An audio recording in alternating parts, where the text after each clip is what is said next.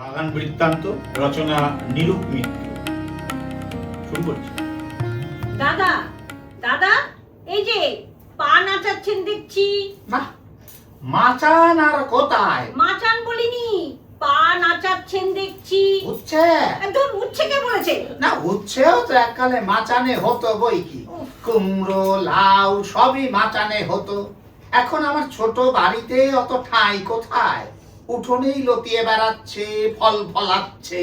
সত্যি বুড়োর কানটা আজ দেখছি একেবারেই ফাংশন করছে না।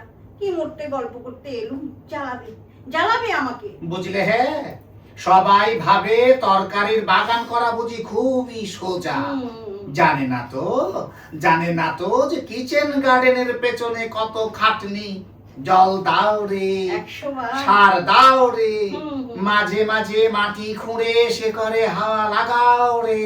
দাদা দাদা দাদা, আপনার সেই কৃষ্ণ ভক্ত কুকুরটাকে দেখছি না, সে তো আপনার সঙ্গ ছাড়ে না। পুকুর? কুকুর পুকুর তো কুকুর কুকুর। কথাটা মন্দ বলনি।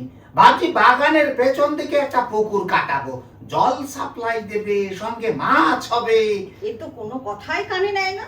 ধ্যাৎ, আপনার নিত্য সঙ্গী সারমেয় পুঙ্গবের কথা বলছি। নিত্যগোপাল? না, নিত্যগোপাল সার কিনে দিয়ে গেছে তো। নিত্য গোপালের কথা আমি বলিনি। আরে বাবা, সার ছাড়া কি বাগান রাখা যায় নাকি? নিত্যগোপাল সার দিয়ে গেছে।